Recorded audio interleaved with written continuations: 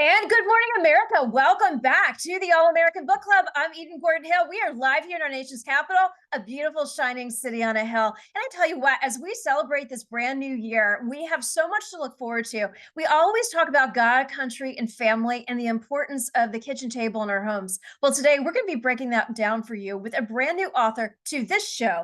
We have Phylicia Masonheimer, Every Home, a Foundation.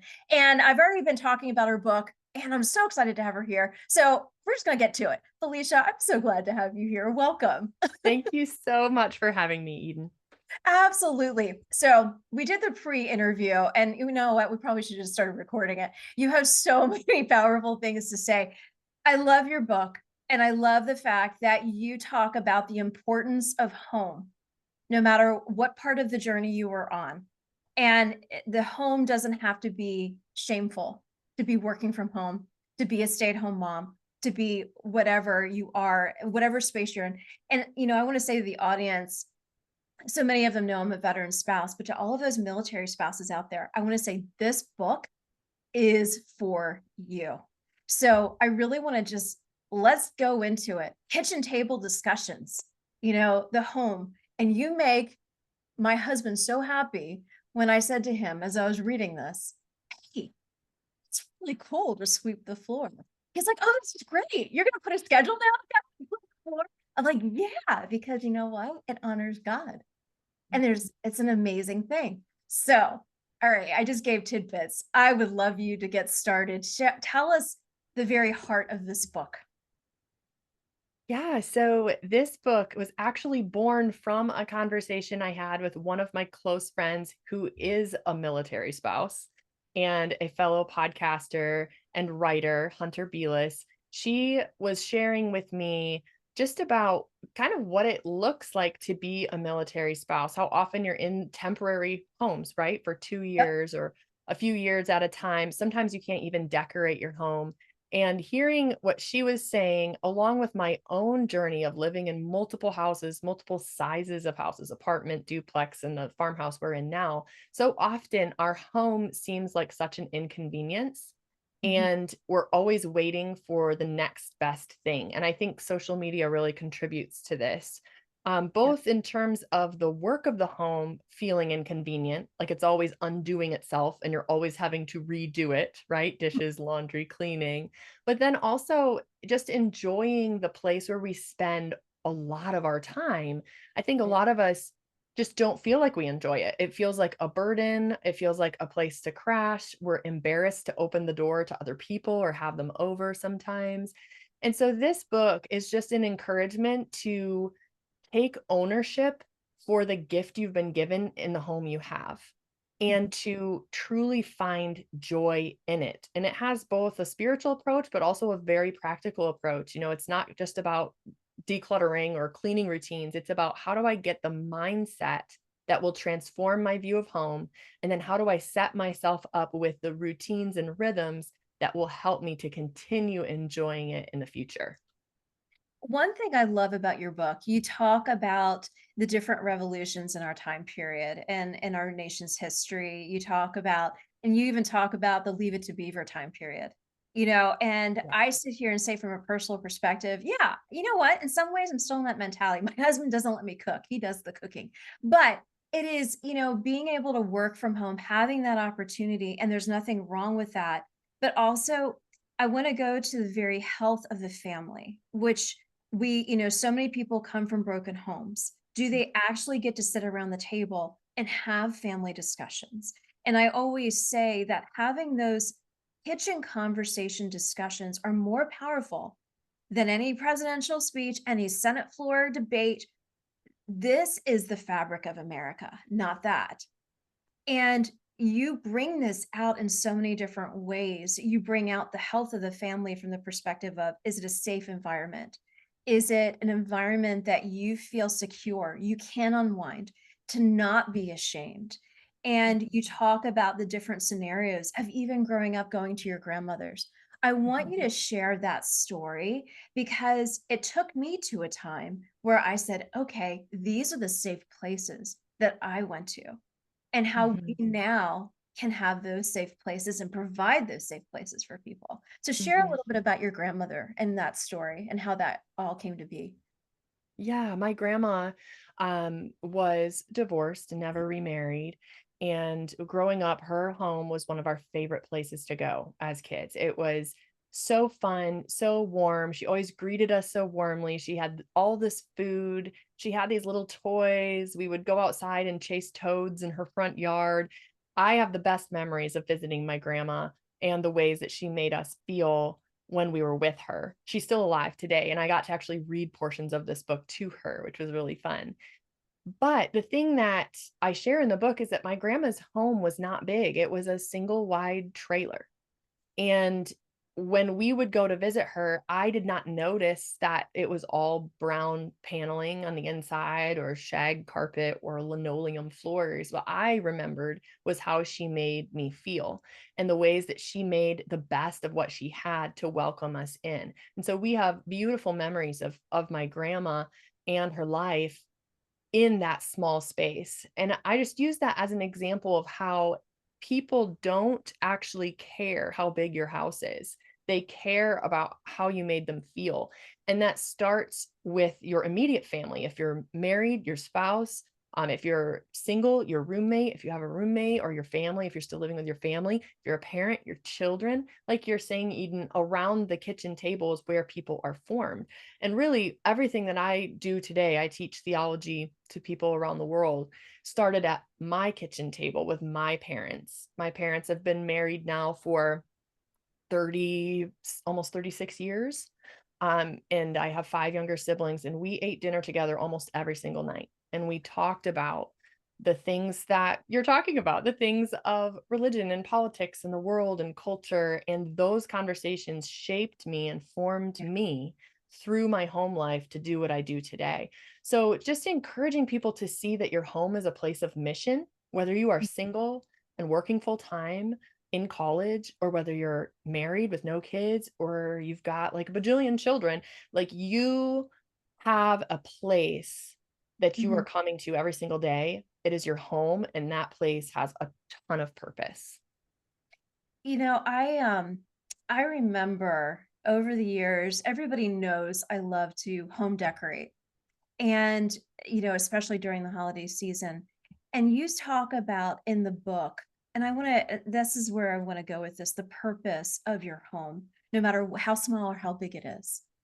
And I always remember, you know, I shouldn't even say friends, but neighbors would almost shame me for wanting to do such a big display of whatever holiday it was, especially the faith holidays, the Christmas holiday, to really just do all display it because it was my creativity. It was me wanting to share that with my community, but also it's a God honoring thing that he instilled in me. And I remember thinking back, I remember talking to my mother-in-law and I said, I just want to start doing it now. She's like, who's stopping you? I said, really nobody. And she's like, that's exactly right. If it brings you joy and then in turn brings other people joy, you need to do it now. And Mm, it wasn't on the perfected timing. When do you take down the Christmas tree or when do you put up your fall decor? But as you were talking through the ministry of the home, and my ministry is, hey, if people stop and talk about my front porch and the decorations I put out and the displays, that's great because I want it to be God honoring and I want them to feel welcome and know that they can come over and talk to us. I want it to be like a welcoming piece. But I think so many people, and this links up to the social media piece. You talk about Real Simple Magazine, you talk about the Instagram accounts, you talk about HGTV and how you have to have the right and the perfected piece of furniture to mhm, make things say, okay, now my home is perfected. In mhm. actuality, it's perfected through the hospitable hearts of those who live Yeah, there. yeah, So I'd like for you 100%. to share about that. Yes, this is one of those things that's a real tension, right? Because we live in a culture right now that is running on materialism and consumerism in a way where around the holidays, all of them, right? The Christian ones and the non-Christian ones, there is an industry Yeah. around selling things for that holiday. I mean, people are already stocking, like my grocery store is already stocked with Valentine's Day, Valentine's. you Yeah. know, right? And Yeah. I'm seeing people sharing it on social media, and it is January 2nd as we're recording this. So just thinking about how it just keeps moving us on and moving us on instead of really sitting with the beauty of the holiday we're in. So the tension is, you have this society that's pushing us towards consumerism, but at the same time, creating beauty is a way that we image God. So we have to be discerning in, when is my desire to decorate out of a desire to welcome, and when is it that I feel, pressured by what I'm seeing, or I feel guilty. And I Yeah. say that it's really looking inside your heart, and if you're doing something out of guilt, shame, keeping up with the Joneses, Mhm. materialism, if that's what's driving you and it's pushing you outside of your budget, then that's a no. But Right. if your desire is to create welcome, create beauty, create something that is elevating this holiday that's been given to us and handed down through Mhm. generation after generation, then that's a wonderful reason Yeah. to create beauty in your home. And that will look different person to person. Everybody's way of decorating or not decorating is unique to them. For me, creating beauty in the home doesn't have to be expensive. It isn't expensive for us, but one of the things that I love to do is use it to create an experience with all five senses. So sight and sound, taste, touch. How do the things that we integrate into our homes all the time, not just holidays, create an experience of home that people will remember? And keeping the goal in mind, it's creating something that's welcoming, safe, and healing, because again, so many people have come from broken homes and Yeah. they don't know what it's like to feel safe in a home. So those Yeah. of us who are either breaking those generational chains or providing that for someone else, we get to create those spaces and invite people in while our home is still imperfect, so that those people can heal. Yeah. You said the word imperfect, and we have to remember that it's like what you said, our hearts. If our hearts are in the right place and our homes are still imperfect, but yet people feel safe, they feel welcome. And I look at the different spouses that I invite over just to have coffee at the kitchen table, and that they know that they are safe, that they can talk, that they can unwind, and having that ability to be able to do that. And, those who are listening to the show, they say, well, I may have roommates. How am I supposed to do that? I may, I may be couch surfing right now as I find my next job on the hill. How can we encourage them in that space? Mhm. Yes. Well, I think back to when I was in college and I had two roommates in my little apartment in my college town. And one of the ways that we would do this is we would just communicate with one another that there were certain nights of the week we would have people over. We'd have a calendar that we would jointly share, where we would say these are the nights we're having somebody over, or I'm going to have a party, or I'm going to have a potluck or something like that. And just communicating with those that you're living with on Yeah. days of the week that would work for you. For us, having a specific day of the week, even when I was single, but now especially married with children, we have a specific day of the week set aside for hosting. Sometimes Mhm. we don't fill that night, but that's our night that's dedicated to inviting people over, and not just people we're friends with, not just people we're Right. close with, but concentrating on people we don't know very well, people who don't have family, or maybe they live alone. Yeah. Looking for those people who really are struggling, but maybe they won't say it. And I think especially in a place like DC, there's so many people who are alone, who are Yeah. there trying to make a life, make a career, and don't actually have family nearby or anyone. Just think about how, if a few people reached out and said, I have a place for you, Yeah. that would make such a difference in people's lives and experiences. But we have to get over that perfectionism and thinking that our house has to be big or perfect. I mean, Yeah. our first apartment, it had two bedrooms, a tiny kitchen, and a living room. And the dining room was inside the living room. Like the table was sitting on the carpet. It was kind of gross, actually.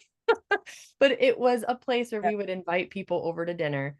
and we would Yeah. eat our little dinner on that carpeted floor. And that was how we connected with people in that season of life. And I look back and we still have friends that we made Yeah. in that season. Yeah, no, I completely agree with you. I remember couch surfing when I was in college and then a young staff member on the Hill. And, just having that support, having that community support, that faith-based support meant the world. And you're right. Those friendships are, they've lasted 20 plus years.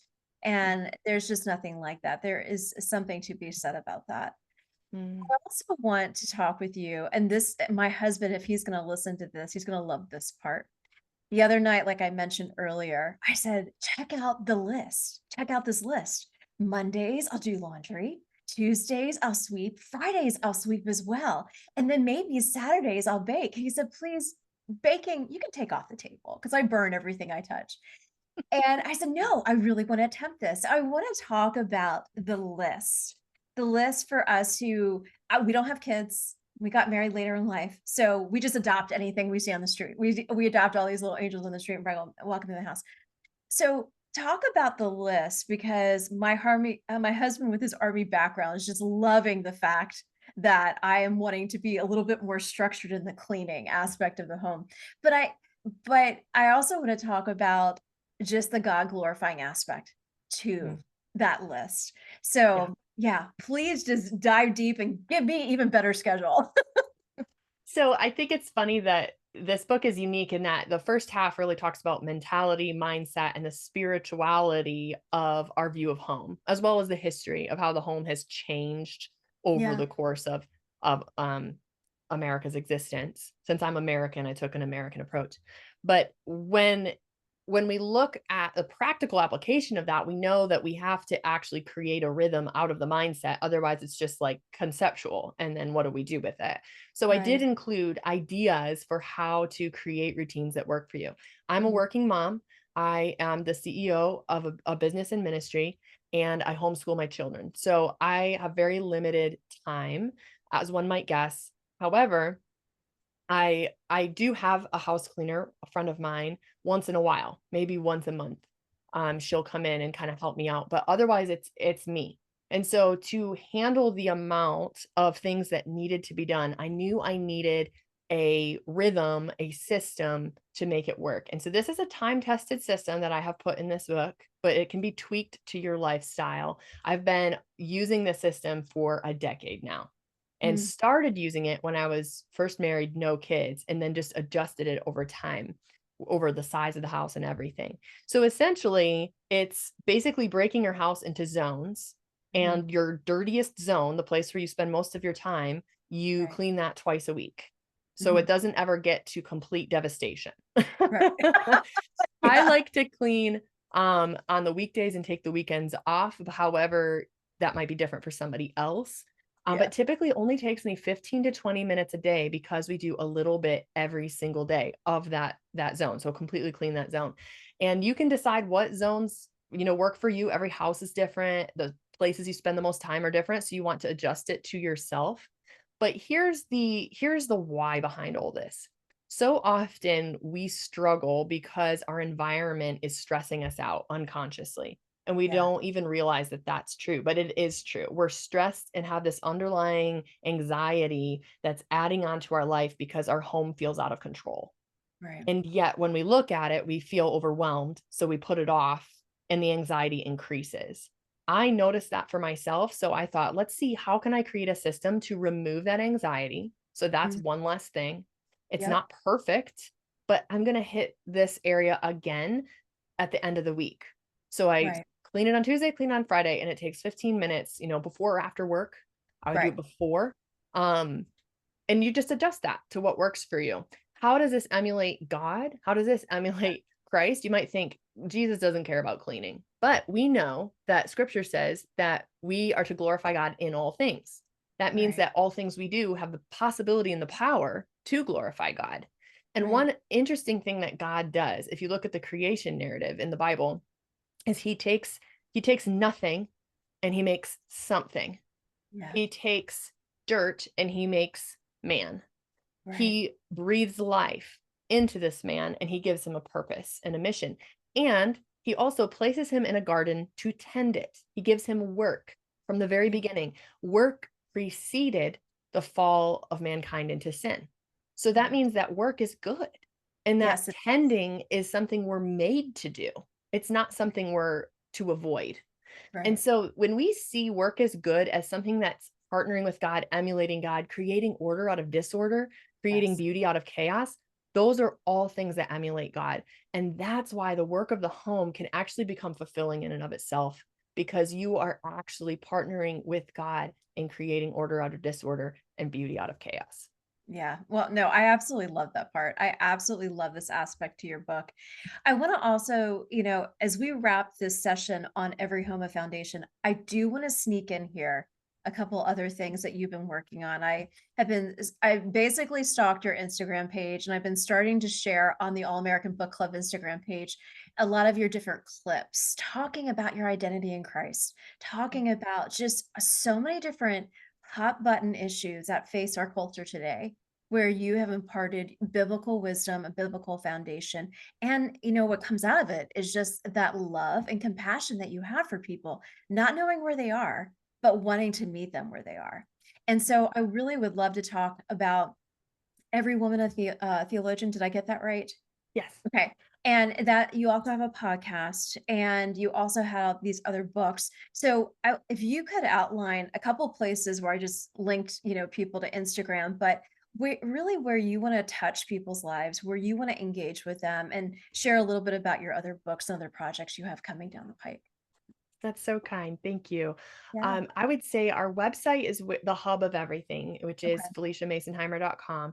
My organization is Every Woman a Theologian, and our goal is to empower women and families. We have a lot of men who follow us too, but empower women and families to know what they believe, why they believe it, and how to communicate it graciously to the world. Yeah. Oftentimes, we know what we believe or we know why, but we aren't able to communicate it in a way that's compelling and Yeah. that shows people compassion in their process because they don't understand fully yet. And so Mhm. just remembering where we once were and having compassion for where people are now, but really coming to understand, what does the Bible say in history? What does the Bible say in, maybe I was never taught. I need to know it for myself. We want people to know scripture for themselves, to not just be told what to think, but to be taught how to think. That's Mhm. our goal. So we teach interdenominationally. That means we'll show multiple views of a topic, multiple angles across all different viewpoints within the Christian church. Yeah. And we have the privilege of seeing thousands of people around the world continue to come closer to God through that. So PhyliciaMasonheimer.com, my social media, and then I have a YouTube channel that we have quite a few of our podcast episodes. Verity Podcast is the name of that. Mm. I love it. I do want to have you back to the All American Book Club, and I would love to break down on another episode with you at the appropriate time, just the legalism Mm, of the church and breaking that down and breaking down those barriers that mm, have been built over time, no matter what denomination you came from, but that legalism aspect, so people can have a better understanding of the true faith, the true merciful God, the yeah. true gracious God. And, you know, having been myself, been brought up in that kind of a background, and also having a husband who was raised Catholic, you see it pop up. You see it Mhm. pop up in different aspects of how the critical thinking piece. And so Yes. I would love for you to come back, and we can kind of dig into that and kind of rip it to shreds to show God's glory. I love that. I would love to talk about that. Awesome. Well, I am so glad to have you here, Phylicia. It was such an honor to have you here at the All American Book Club. We look forward to having you back. Thank you so much. Thank you, Eden. And for all of those who are tuning in here at the All American Book Club, stay tuned. We'll be right back for our next episode.